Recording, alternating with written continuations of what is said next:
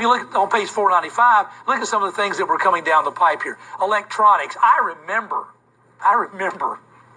when I was in school in the 60s and calculators came out.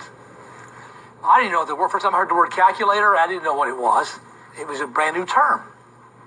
And I remember a boy in school, his daddy bought one. There's always someone on the cutting edge of technology. And he came to school with his calculator, and it was about this size, a little bit bigger. It was huge. I mean, you almost had to carry, like a laptop in its own separate case. You had to carry a calculator in its own separate case. There were huge things. And I remember playing with it. I remember this like yesterday, the first time a kid brought a calculator to school, and how fascinating it was. You could punch numbers in, and it would do it all by itself. That is the neatest thing. Watch this. 5 times 4 equals 20. We already knew that, but it was neat to watch it happen electronically in front. I can remember just being completely fascinated by a machine that could do right there with keys what I could do immediately in my own head. But it didn't matter. It was neat. Transistor radios. When transistor radios came out, that was so interesting because they were pretty good size. And they were chunky, too. They were thick. The tubes and things, microchips hadn't come out yet, so the tubes to run a transistor radio weren't real thin. They were chunky little things. So the transistor radio, it may only be about this big, but it was like that thick. Instead of you put it in your pocket, just barely, you could put it in your pocket. You take a transistor radio and stick it in your front shirt pocket, and it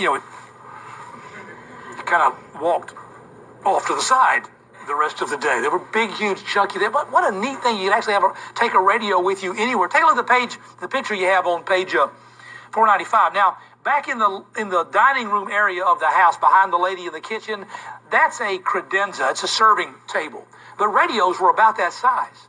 Radios are about the size of the TV you see on page 495. Then to have a radio you could carry with you was amazing. It's tremendous. Electronics come out. Plastics. Plastics are part of our life today. They weren't until the 50s. Frozen food. Ladies, some of you couldn't cook without frozen food. You don't really cook. You just microwave things and call it cooking.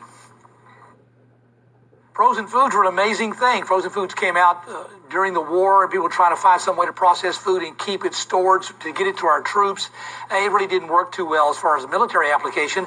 But when the war was over, there's this need. Everybody's working long hours and looking for convenient things, and frozen food just happened. And it was just an amazing thing that people never believed you could take food home, freeze it, pull it out, and in just a couple of minutes, it's there. It's even better now. My wife buys vegetables that are frozen, that are in a steam bag, and you shove them in the microwave, put it on 1 minute, and you're done. Can you imagine? I remember snapping beans. I do. That big old garden we had at our Victory Chapel Road in Greensboro, my dad raised enough food for a third world country, and we had to take care of that food every year.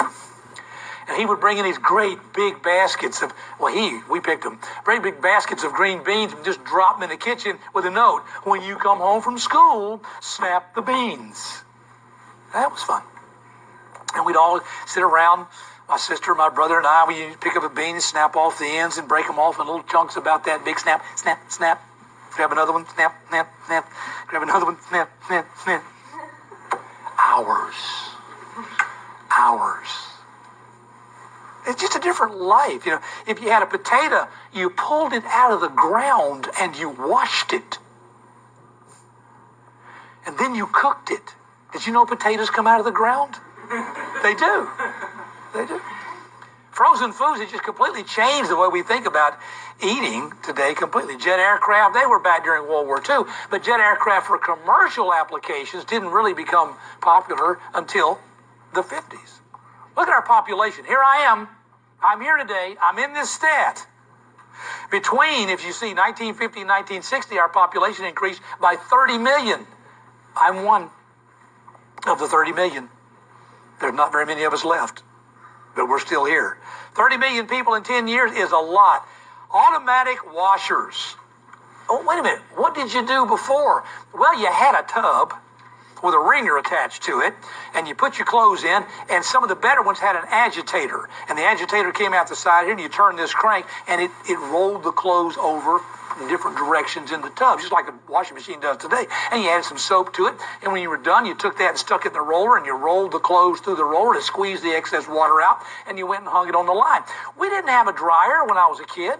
My job was always to go hang the clothes on the line with pins. And I did that from the time I could just barely reach the line. I can remember having to sit on my tiptoes to pin the clothes up on the line. And I remember how embarrassed sometimes you guys as a little kid when you had to pin your mother's clothes up on the line. And you look around, see if anybody's watching you do this, and you hang the clothes up on the line. And then there was the job. If it looked like a rainstorm was coming, quick, go get them off the line. That was always the other part of the job. You couldn't leave them there if it was going to rain. Washers, dryers, dishwashers. My wife has a dishwasher. His name is Dennis. I usually wash the dishes, try to help her out. Garbage disposals. A lot of stuff came out in the 50s. Notice it says a lot of people moved to the suburbs. Suburbs really didn't exist till the 50s. What made them exist? The automobile. 60% of all households had a car. If you have a car, you can move out of the city and use your car to come to work, then go back home. The car made suburbs possible. And in the 50s, more and more people move out of the cities and into what you would call suburbs. They really didn't exist until the 50s. Look at how well we're doing as far as life expectancy. Life expectancy is 68.4 years in the 50s. That is, as you see, 20 years more than it was at the turn of the century. 20 years has been added to our life expectancy since 1900. That's better food. It's better medical care. There's a lot of things involved there. Better health all the way around.